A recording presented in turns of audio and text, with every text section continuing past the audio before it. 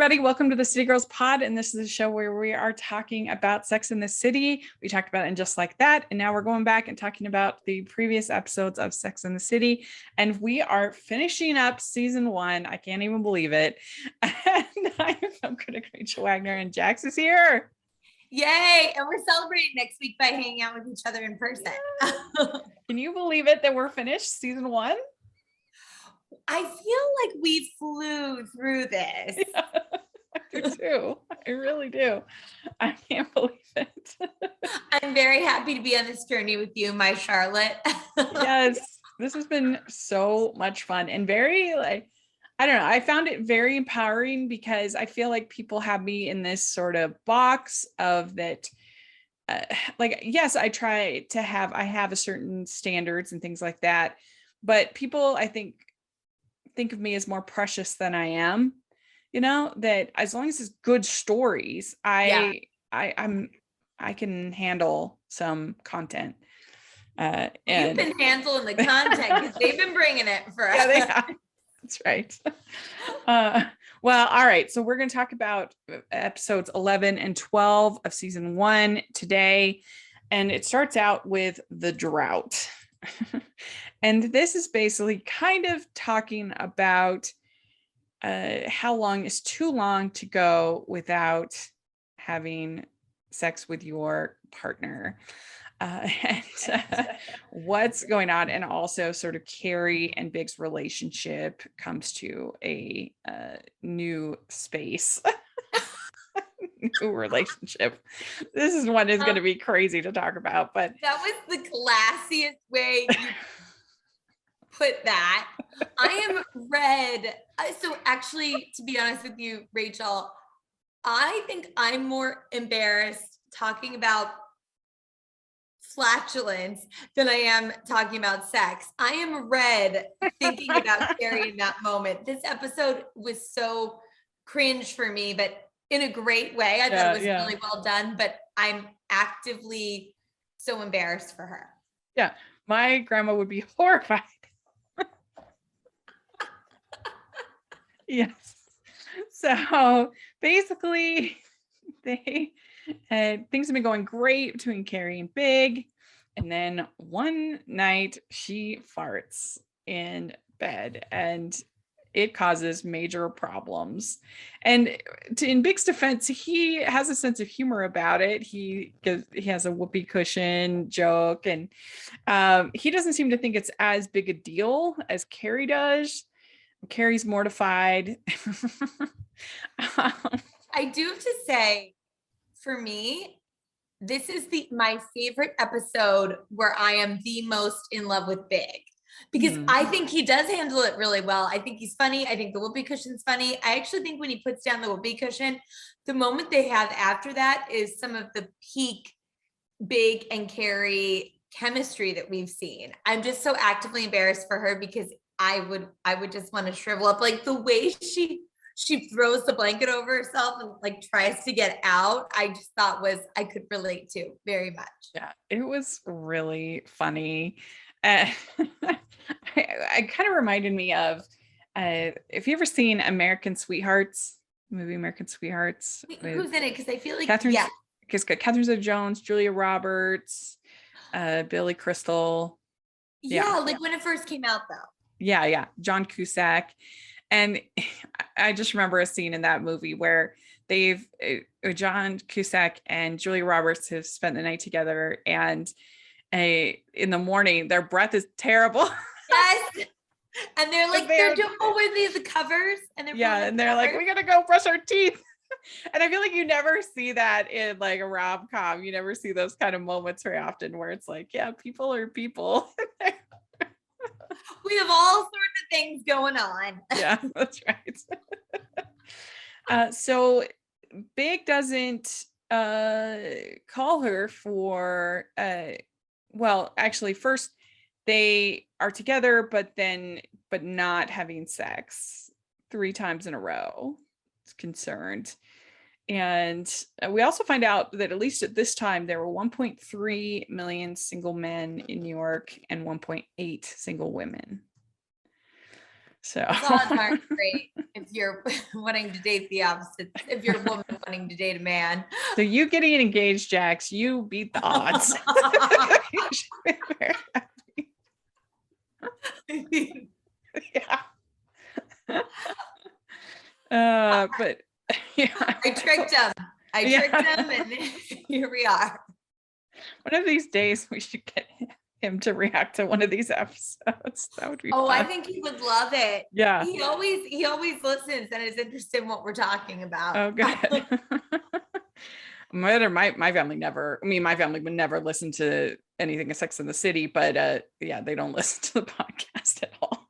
Yeah. I don't think any of my family members, like besides Alex listening, no one's listening to me talk about Sex in the City. That's true love. If somebody will actually listen to your podcast. I think so. But anyway, they say men don't like women to be human. We aren't supposed to fart, douche, use tampons, or have hair in places we shouldn't. And I feel like that's probably especially true at the beginning. I mean, if you are in an actual relationship with somebody, then, you better expect. But it reminds me of when I was in high school, we would play like Truth or Dare, games like that. And we thought it was the funniest thing, my friends and I, to make the dare, if someone did a dare, to make the guys go and buy tampons. We thought that was so funny. And now I'm just like, what was the big deal? But yeah, that was uproarious. It was hilarious. Did they have follow through? Did they actually? Good for them.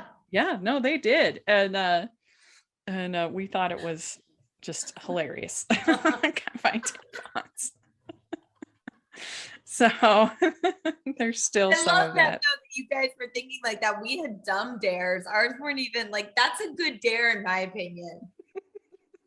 Yeah, well, most people don't pick dares, but it was a tough thing because I never had anything interesting to say for truth. Like I have nothing, even now to this day, I have nothing.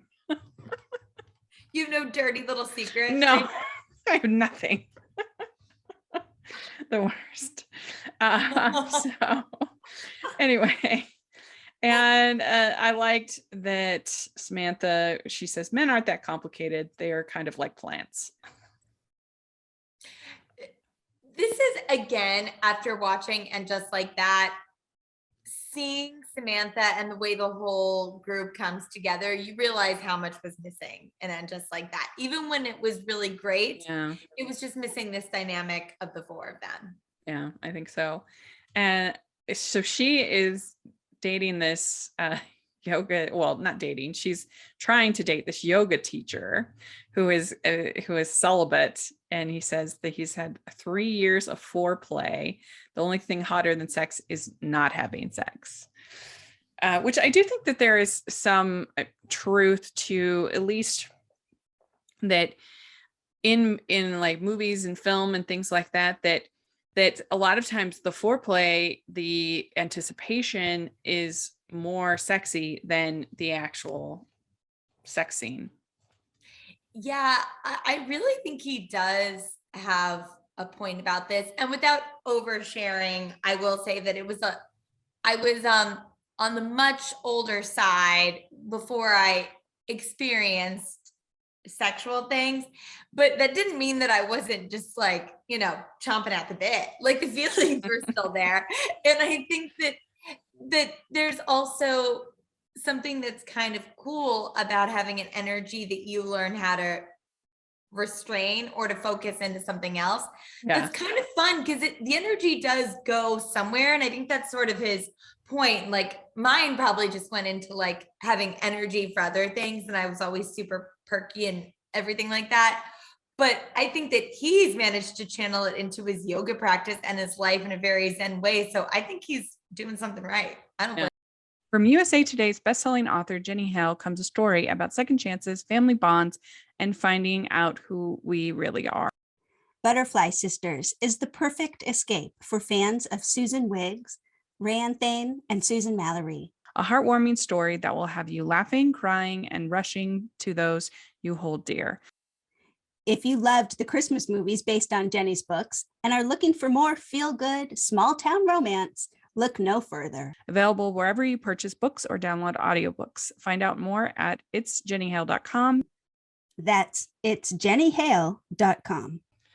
So I'm embargoed, so I can't say much, but I have to say the new season of Bridgerton does a great job with this.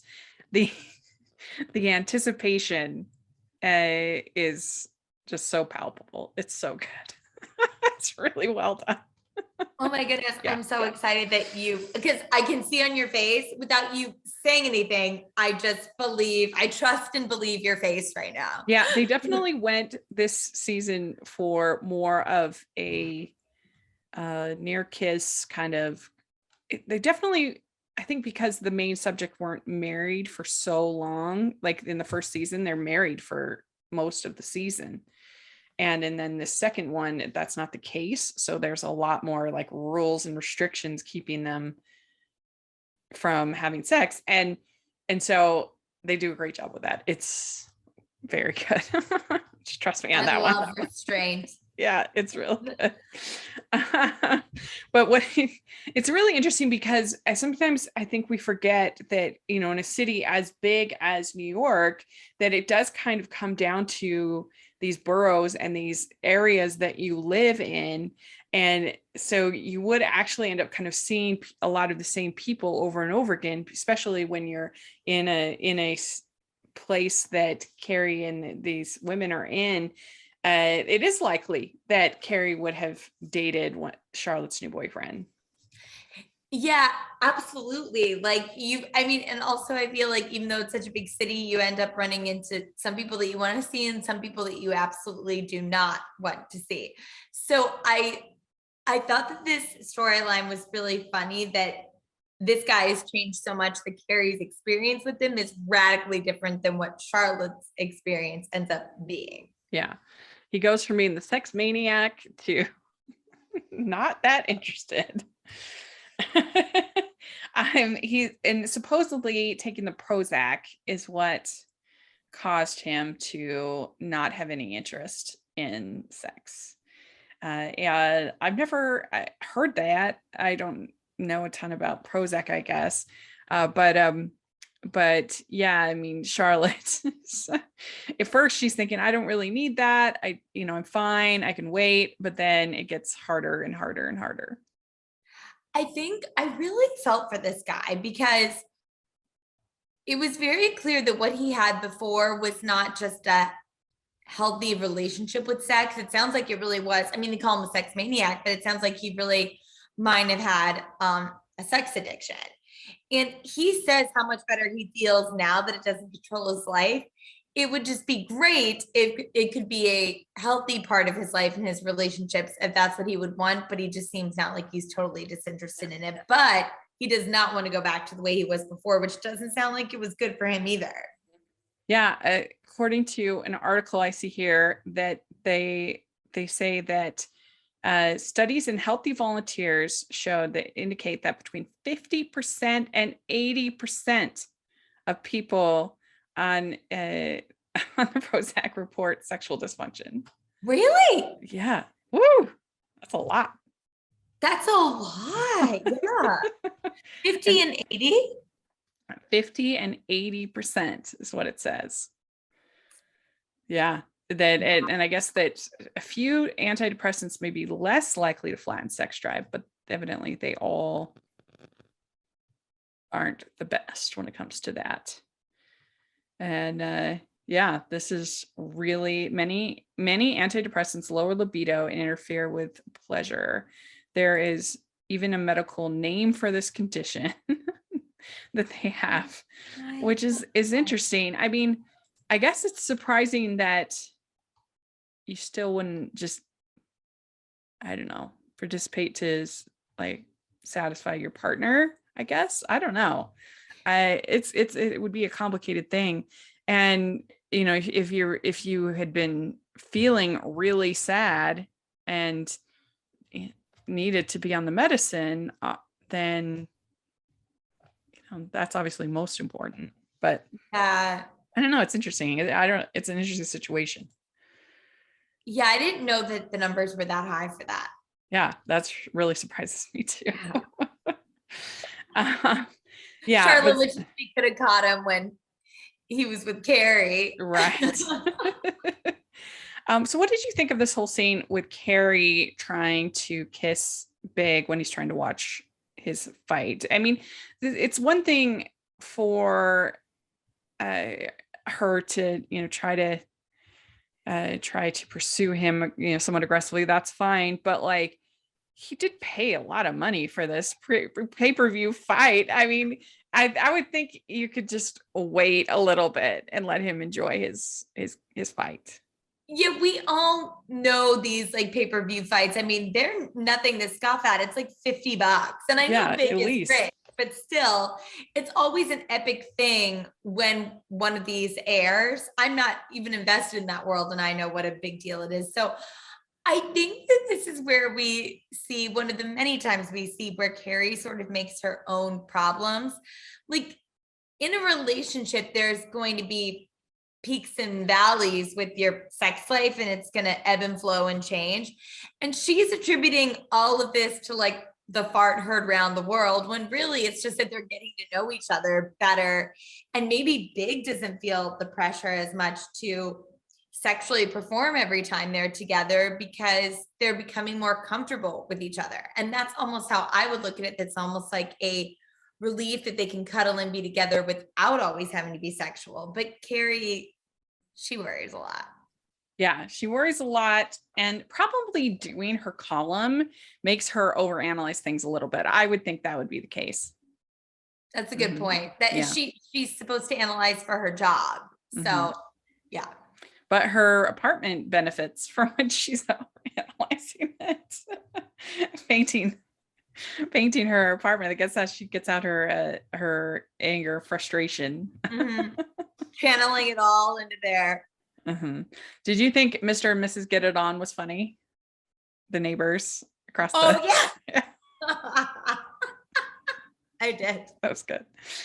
This is what I love about Sex in the City, that all these like they're able to have many like series regulars that were very invested in their journeys, and then the guest stars or co-stars in every episode, they're always great too, and there's always funny little things in there. Yeah, I agree. What did you think about Miranda and this kind of heckler, this construction guy? Oh, wait, can you remind me of what happened with this? Yeah, so she's going to rent a movie at the Blockbuster, and she's like, I rented the 5-hour doc on the Nuremberg trial. Yes. But she gets heckled by this construction worker, and he's like, hey baby, whatever kind of thing. And finally, after this has happened multiple times, she turns to him and she's like, okay, let's get it on. Let's do it right now. Where do you want to go? And he's like, oh, I'm married. Sorry. And yeah. Yes. So one time I think I had read something that was talking about this scene or whatever happened. This was years ago. This is probably like 4 or 5 years ago. And I was walking in the subway and some guy said something to me like, oh, hey, you're sexy or something. And instead of just like ignoring him or being like saying something rude, usually I just ignored people. I turned around and I smiled and I said, thank you. And he totally freaked out. Like, that's when you realize that a lot of the time the cat calls and that energy is not about, well, of course, it's not about paying you a compliment. It's about like power and control. And yeah, he might not even mean it, because as soon as I turned around, he did not want to have any further interaction with me. And I didn't go as far as Miranda did. I just was like, oh, you know what? Okay. Like, and I was super nice about it because I thought maybe he really is just paying me a compliment. No, he wasn't. He was just trying to do whatever. And I thought that that's really funny that Miranda's like, I'm gonna level it up.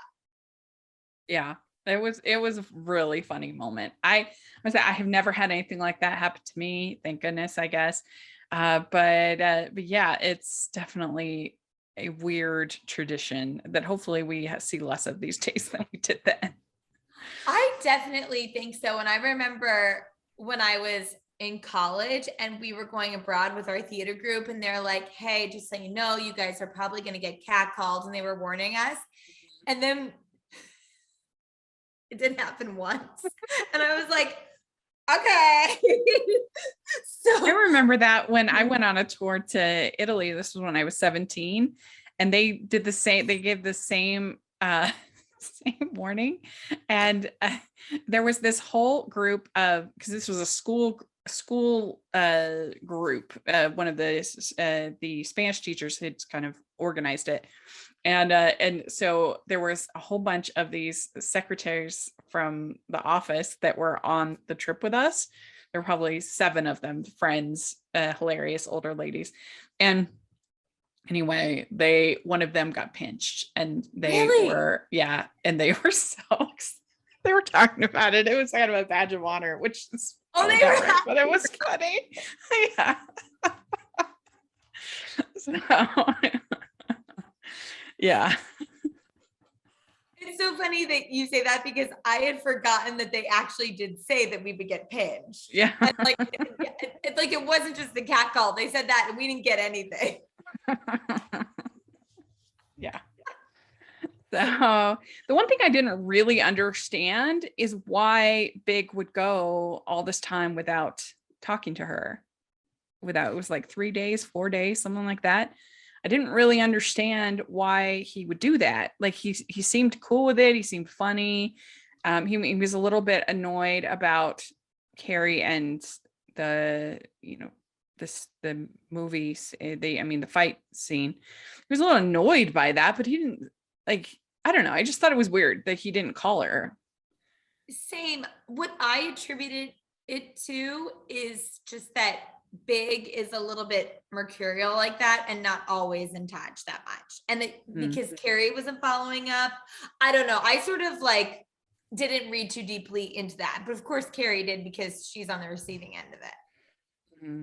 Yeah, and they say, I like it the way I like it the way it is, like our relationship the way it is. So, yeah, this was a pretty funny episode, I think. It's awkward but funny. What would you give it, 1 to 10? It's very memorable. Yeah, memorable. That's a good word. Cringe, like yeah. I give it a 7.8. Okay. Yeah. What would you give it? Yeah, I think like a 7.5. So, all right. So next, the finale of season 1 is called "O Come All Ye Faithful," and the main story is that Big takes his mother to church every Sunday, and Carrie sees him. Carrie wants to go with him to church, wants to meet his mother, but he is hesitant to do so. That's the main big plot. But what did you think overall of this episode? So one of the most, if we're talking about continuing with the theme of cringe here, one of the most cringe lines is in this episode when Carrie says to Big, "I want to go to church with you and your mommy." Yeah. Rachel, I'm not gonna lie, this episode makes me really sad. I think the way that he minimizes what he has with Carrie, you see how really non-committal he is. I think he shows his true colors. Now, while I think that Carrie is absolutely being a bit over the top with this, like, it's fine to, especially something as sacred as church. It's fine if he has that as a ritual or a tradition that he does just with his mom, and he doesn't feel comfortable with Carrie being there. I didn't have an issue with that. I had an issue with the fact that he didn't properly introduce her. And then afterwards, he sort of says to her, like, "I'm not sure about you." And it made me. Yeah. I mean, I think the worst moment is when he says, "My mother doesn't need to meet another girlfriend." Because at this point, how long had they been dating? Like a year. Like a while. Yeah. Mm-hmm. So, I mean, he's been married a bunch of times. He's had a bunch of girlfriends. I mean, I'm sure his mother is used to it by now, but that's just a kind of comment you keep to yourself. That's super rude. Well, yes. Why didn't he keep it to himself? Like, he's not that much of an idiot, but it's like he kind of wants to push her away. Yeah. And when Carrie looks at his mom and she's like, it's Carrie. And the mom is just like, Yeah. completely no recognition, not even a glint in her eye of who this woman could be. Yeah. There were some funny lines though. I liked when she said, "What is it about God and fashion that go so well together?" It's true. Yeah. And I I think that it's understandable to want to look your best for, for church and for God. I mean, he obviously doesn't really care what we're wearing, but I think there's something about like making that extra effort that kind of me, at least it kind of gets me in the right framework. It gets me ready, is why I think obviously anybody can wear whatever they want to wear, but I do think that kind of helps set it apart as like something special. I dress differently than the rest of the week kind of thing. Yeah, I think you're right. I think with any event, it shows like a sort of reverence or respect that you have for it. But like you said, like I know there are times when I was like my family when we were little and we'd be running to like from a sporting event to church. And sometimes it's like, okay, either we'll miss church if we can't change, or we'll just have to go in what we're in. It's like, okay, in that instance, sure, like you said, like God's love, he'll love you no matter what you're wearing. But also, yeah, I think it's great to sort of set the tone. And Carrie just wants any excuse to wear a cute outfit. Yeah. Well, and then they definitely have sort of this, there can be sort of a bit of a competition, like any group setting. Whenever you're with a group, there's always going to be kind of infighting and competition and, sort of, oh, what's so-and-so wearing? What's so-and-so doing? Yeah. That's going to happen. And I liked the line where they said, a man who cares about his mother makes great husbands. I think that might have been Charlotte. I can't remember, but Yeah. I thought that was very true, that the way that he treats his mother will be very emblematic of how he'll treat you. Mm-hmm. So. Yeah. And it made me feel good that Big is close to his mom and does this special thing with her every week. But yeah, then it's just not translating to the respect that he's really wanting to compartmentalize Carrie from the rest of his life. Yeah. Yeah. So we find out that Samantha is in love. Oh, I love this plot line that goes into next season. Yes. So she's in love with this jazz lover lawyer guy. I forgot what is his name. I can't remember. But she's in love with him, but which I like the fact that I like the fact that in Sex and the City you do have nuance to Samantha's character. Yeah. I really feel like with the movies onward, they kind of lost that and she became kind of one note of that she's just like a sex maniac, to use Carrie's phrase. And I think that that's a little bit of a shame because, when you sort of flanderize the character, you don't get as much from her. And I don't know, it just kind of ruins a lot of the character work that they had took so much care for so long. Yeah, exactly. And we know that Kim Cattrall has the range as an actor to be able to do it. So give her that opportunity. Mm-hmm. The line where, so yes, I'm going to say a bad word now, just letting everyone know.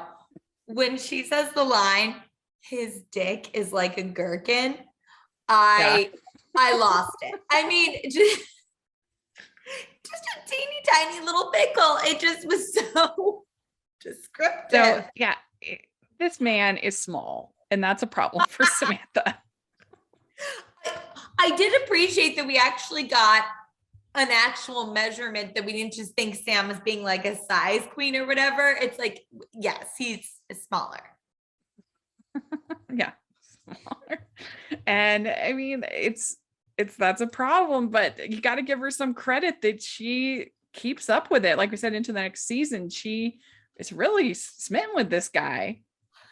She really is. And I think it's really charming to see her not just dismiss him immediately.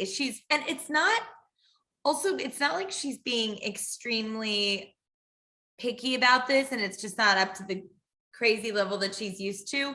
It really there's the line where she says, "Put it in me," and he's like, "It's already in," and she didn't know. So really it's really lacking for her. I think we're two people that are just not compatible. Yes.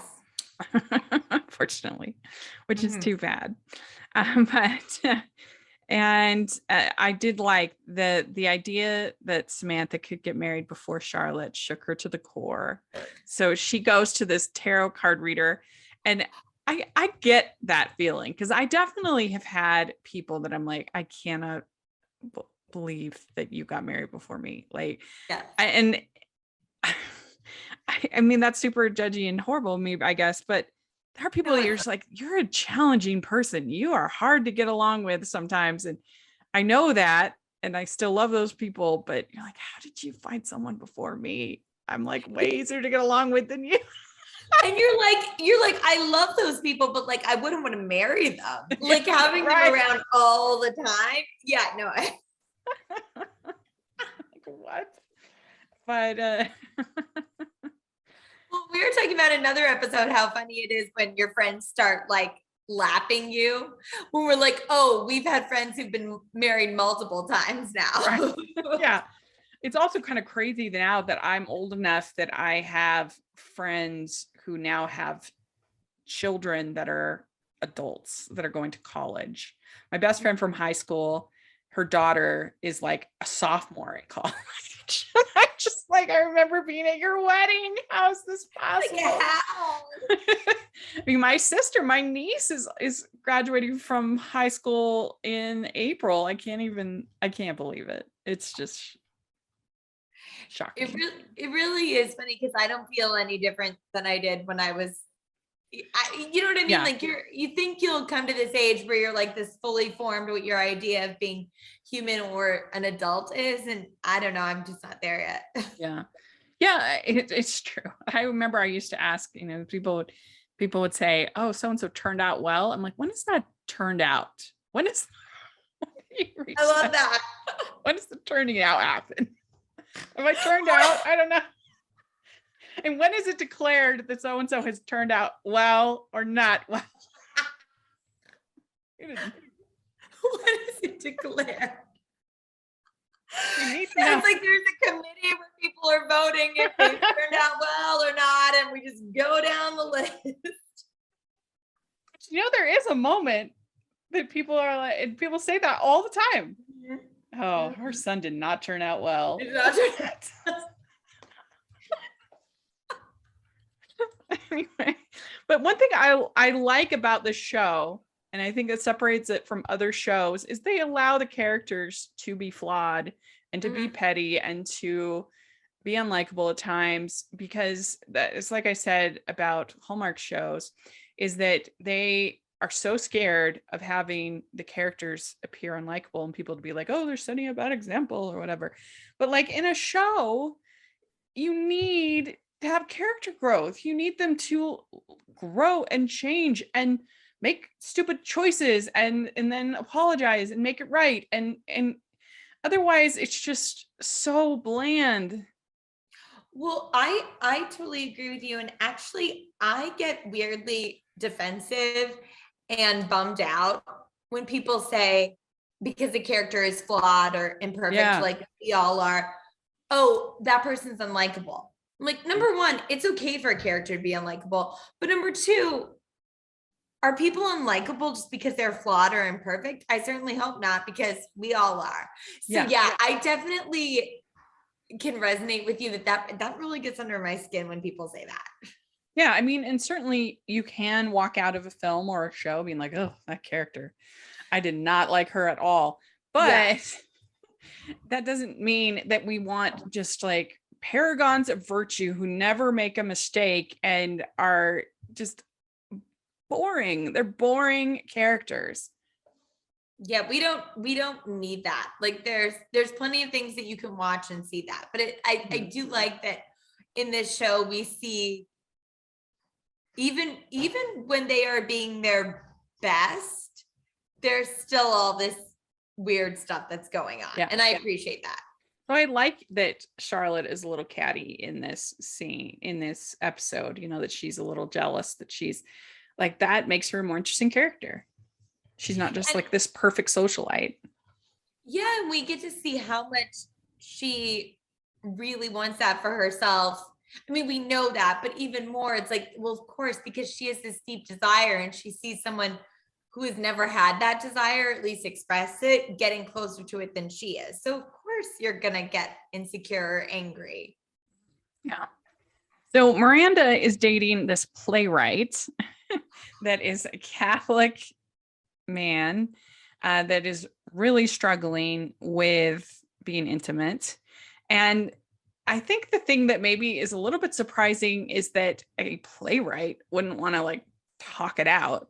And I mean, his big solution is to have a shower every time. And I thought it was a really funny line when they say that his hit off-Broadway play, Shower of Shame. I laughed so hard at that. And to your point about him not wanting to talk it out, I feel like there's a part of him that was like, I'm saving this for the old brain box for material. And that's why completely dysfunctional man in the theater. I've known a few of those.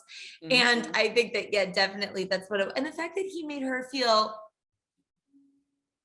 he was so aggressive.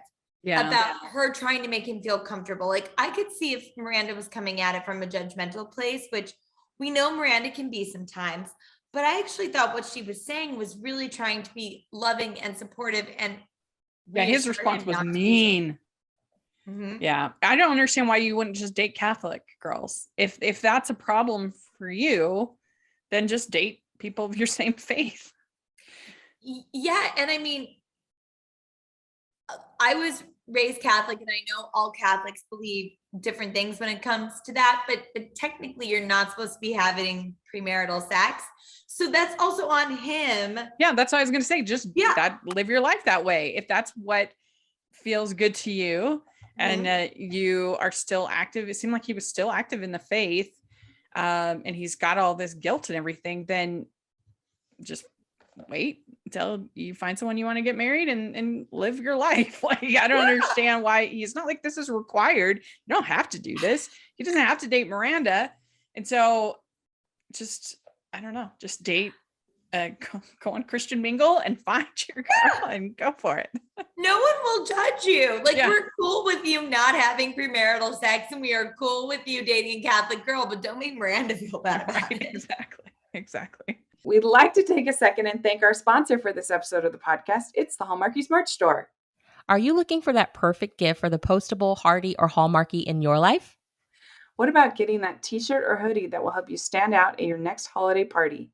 Now is the time to check out the Hallmarkies merch store. Full of festive designs by artists like Jessica Miller, Carrie from Hallmark Comics, and more. You can even have more than just shirts, but totes, cell phone cases, notebooks, mugs, and more. And it isn't just Hallmark. We have designs for Anna Green Gables, Man from Snowy River, The Nanny, and more. Every purchase at the merch store goes to help support the podcast and allows us to make the great content you know and love. There are frequent sales, so go to tpublic.com/stores/Hallmarkies or see the link in the description. That's tpublic.com/stores/Hallmarkies. So I did think that this club that they had, this church club, was kind of funny. Yeah. And Stanford, he said, it's like hell with a cover charge. That was good. Stanford. I know. I love him so much. And so, yeah, then Carrie ends up going to the church. She ends up dropping the prayer book and it makes a big noise. And so then Big sees her, and that's when we get our confrontation.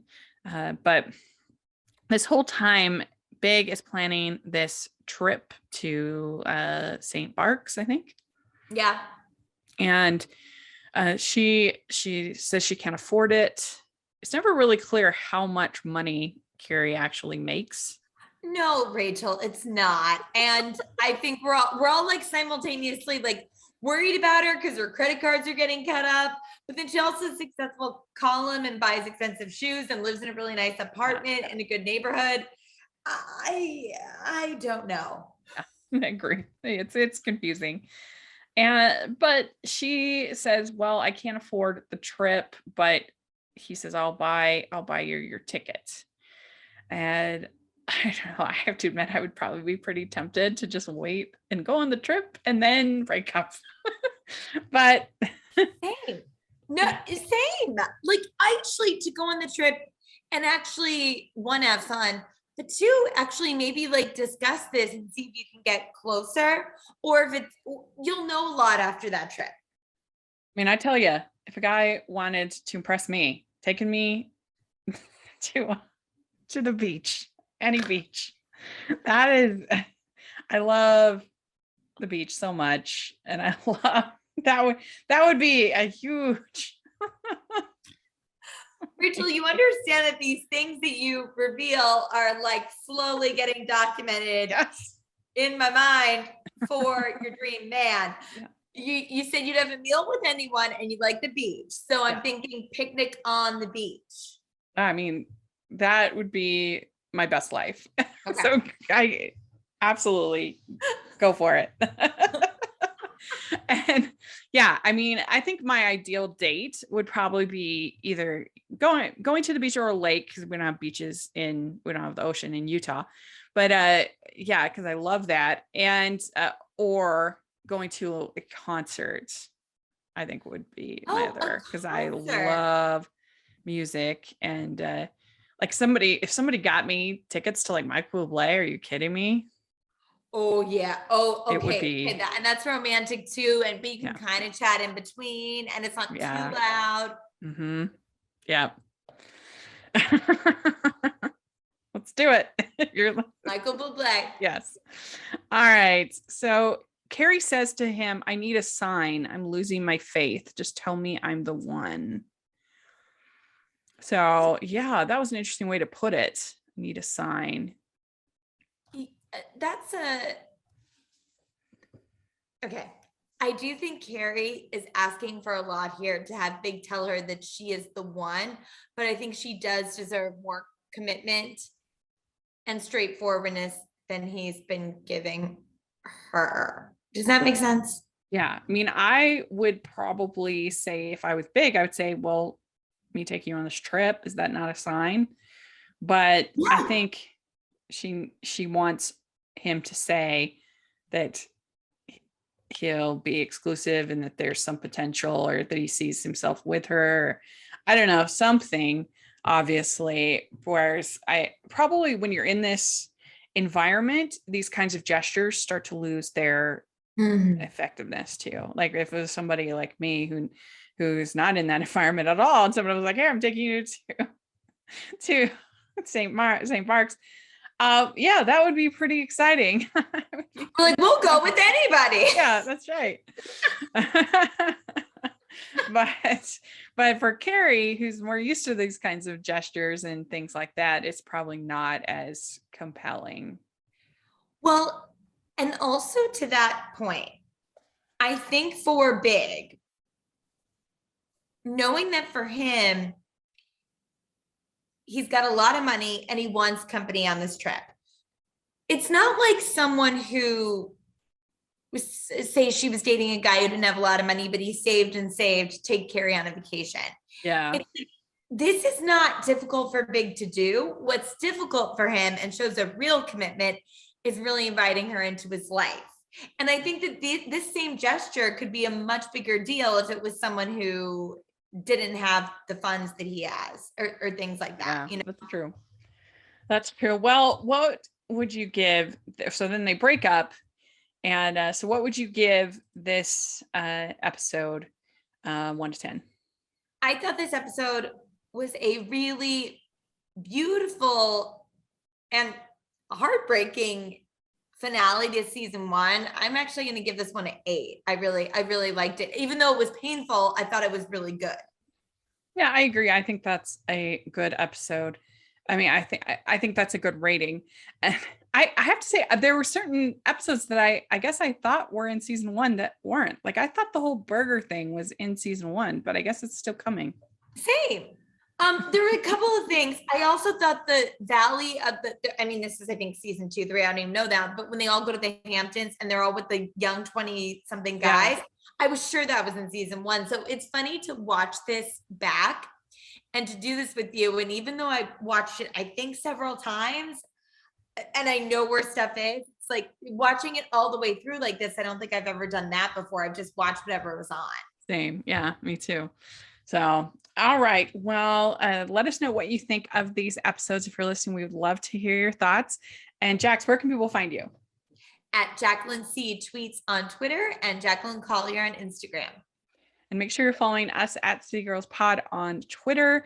And you can find me at Rachel's Reviews, all of our social media, iTunes, YouTube, and on Rotten Tomatoes. So check that out. And also make sure you're following the Hallmarkies Podcast at Hallmarkies Pod and Hallmarkies Podcast, all of our social media. If you are listening on iTunes, please leave your ratings and reviews. It helps us so much to be able to find the podcast. So please, please, please. And if you are watching on YouTube, please give this video a thumbs up and subscribe to the channel. We appreciate that so much. We also have our Patreon group and merch store, so please take a look at that. And thanks so much. We'll talk to y'all later. Bye, everyone. Bye.